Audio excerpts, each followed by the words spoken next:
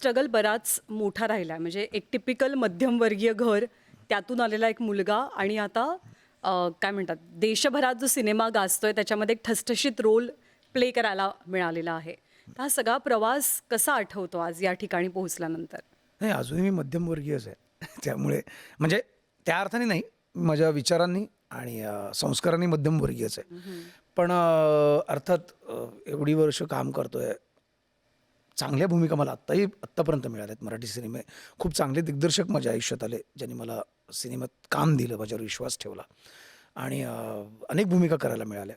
आणि मग कुठेतरी काही चित्रपट माझे पोचले नाहीत. खूप मेहनत करतो आपण, खूप कॉम्प्रोमाइज करतो, कमी पैशात काम करतो किंवा खूप सॅक्रिफाईस पण करतो आपण. पण जेव्हा तो सिनेमा पोचत नाही ना, लोकांना बघायला मिळत नाही किंवा लोक "अरे तुझं अच्छा आला का?" असं कोण म्हटलं की खूप त्रास होतो, की यार काय फायदा मग आपण एवढं जीव तोडायचं, सगळं कमी पैसे घ्यायचे किंवा काही पैसे न घेता काम करायचं. पण केलेलं काम जर लोकांसमोर येत नसेल तर त्याचा काय उपयोग? किंवा त्या कामामुळे दुसरं जर काम मला मिळत नसेल तर काय उपयोग? म्हणजे विनीत सिंगचा एक इंटरव्ह्यू तुम्ही बघितलात का? आत्ताचा त्यांनी सांगितलं की 22 साल से स्ट्रगल कर रहा हूँ. आज भी मेरे पास खुद का घर नहीं है. त्या त्या दुसऱ्या गोष्टी आहेत. पण त्यांनी एक सुंदर सांगितलं की म्हणतात ना, की सोनं तावून सुलाखून निघतं. तर सोना तपना चाहिए. तो कब तक तपेगा भाई? वो तपता ही रहेगा तो लोग कब उसका गहना बनाएंगे और मुझे पहनेंगे? म्हणजे तुम्ही संघर्ष मला करायचा आहे. मी कुठे म्हणतो की मला संघर्ष नको आहे. पण किती करू संघर्ष? आता मला काम करायचं आहे. आता मिळू दे मला यश. सेम भावना मी बोललो होतो विनीतला फोन करून. म्हटलं, "विनीत भाई, आय कॅन फील यू." कारण हे सेम विचार माझे अनेक कलाकारांचे आहेत, जे स्ट्रगल करत आहेत, काम मिळवत आहेत, ज्यांना अजूनही संधी मिळत नाही किंवा ज्यांना अजून हवी आहे, अजून काहीतरी चांगलं करायचं आहे. त्या प्रत्येकाची ही भावना आहे, की हो मी स्ट्रगल करायला नाही म्हणत नाही. आज हे मीही म्हणतो. माझी तयारी आहे सगळ्या गोष्टीची. पण किती वर्ष नुसतं स्ट्रगल करू? मला काम हवं आहे. मला चांगल्या दिग्दर्शकांबरोबर काम करायचं आहे. आणि जर तुम्हाला कळतंय ना, की मी चांगलं काम करू शकतो, तर मला का देत नाही तुम्ही काम? द्या मला चांगलं काम. माझा हक्क आहे तो, असं मला वाटतं. आणि मी पुन्हा एकदा आभार मानेन लक्ष्मण सरांचे, की एका सुंदर सिनेमाचा एक मला भाग बनवलात. खास करून छत्रपती संभाजी महाराजांवरचा हा सिनेमा आहे आणि हा सिनेमा जगभरात पोचतोय आणि आज माझा रायाजी जगभरात पोचतोय आणि त्यामुळे जे प्रेम आहे, आशीर्वाद, या ज्या फिलिंग्स मला मिळत आहेत. अच्छा, हा पुढचा प्रश्न कदाचित बऱ्याच इंटरव्ह्यूमध्ये आणि याच्या आधी पण खूपदा विचारून झालेला असेल. पण या भूमिकेनं काय दिलं? संतोष जुवेकरांमधलं काय बदललं हो, खूप काही रायाजीनं? बदललं. खूप बदललं. म्हणजे तुम्हाला सांगू ना मी, की आपण कधी-कधी छोट्या-छोट्या गोष्टीत खूप डिमांड करतो. एखाद्या गोष्टी, "अरे, हे बिसलरी आणा" किंवा "मला स्टारबक्सची कॉफी हवी आहे." जे काही असं किंवा शूटिंगला जाताना, "अरे, माझं हॉटेल मला हे ठेवा, जरा चांगलं हॉटेल असू दे किंवा गाडी जरा नीट पाठव."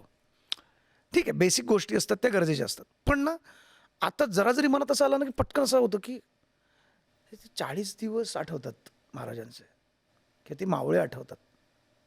काय केलंय यार? काय काय सहन केलंय? कुठल्या लेव्हलचं? नाही, नाही. आपण किती आयुष्यात माणूस म्हणून जन्म मिळाला तरी शक्य नाही. एवढं केल्यानंतर आपण छोट्या-छोट्या गोष्टीची कुठे आपण कुरकुर करत बसतो? नाही. आता असं वाटतं की नाही, जर मिळणार असेल ना, तर ते नशिबात असेल, तुमच्या कामाने तुम्हाला मिळेल. आज जर मला मिळणार असेल ना बिसलरी किंवा जर मला उद्या माझी स्पेशल व्हॅनिटी किंवा मला माझं पर्सनल मेकअप म्हण किंवा मला एखादा 5 स्टार हॉटेलमध्ये राहायला ठेवलं, तर ते मला माझं काम मिळवून देईल. मी नाही डिमांड करणार. मला माझं महत्त्वाचं आहे की माझं काम. जसं छत्रपती संभाजी महाराजांना स्वराज्य किंवा छत्रपती शिवाजी महाराजांना स्वराज्य फक्त डोळ्यासमोर होतं, तसंच मला वाटतं की मी माझ्या डोळ्यासमोर फक्त माझं कामाला ठेवावं.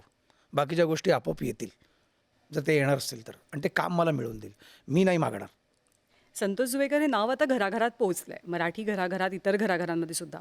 पण हे नाव घराघरात पोहोचण्याआधीचं आयुष्य कसं होतं? हां, आता मध्यमवर्गीय फॅमिलीत जन्माला आलो.